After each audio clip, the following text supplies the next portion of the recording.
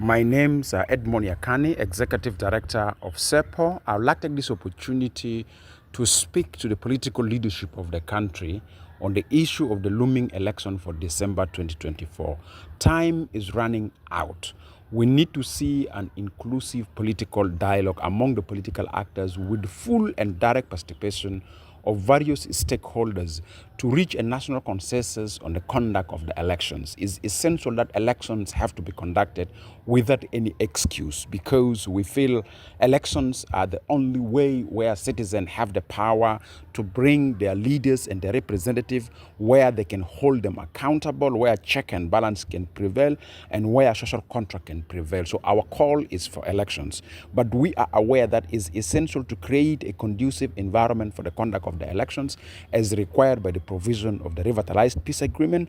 But time is running out. It's a time for us as South Sudanese, as actors who are political parties, who are stakeholders, to come together and reach national consensus on the pathway on how to create a conducive environment for the conduct of the election by December 2024.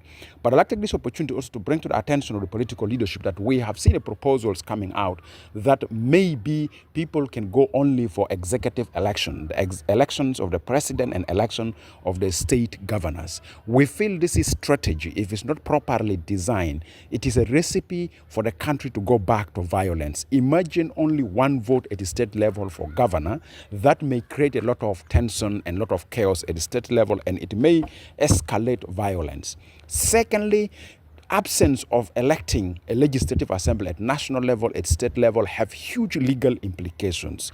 For instance, South Sudan is a member of East African Community. If we don't elect our national parliament and Council of States, there's a high chances that South Sudan may lose its representation in East African Legislative Assembly, because the condition of East African Legislative Assembly require a member state to have a functional parliament.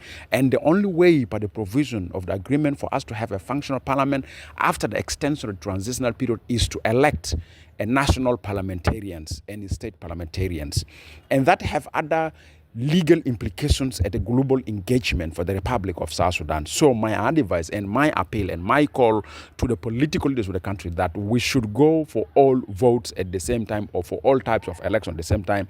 That means we should go for legislative election and we should go for executive election at the same time, as required by the national election law and as required by the constitution, because we have general election, not segmented elections. Segmented elections may have legal implications. Finally, I would like to appeal to the political leaders that the call for inclusive political dialogue have to be taken seriously, because starting from 22nd June of this year, which is 2 months to go, the political legitimacy of the government is under question, and the legitimacy may be critically questioned by December 2022, and by February 2022, the legitimacy of the government have already expired or collapsed, and then we need to have a new government in place. That's why it's essential for political leaders to take the call for inclusive political dialogue serious.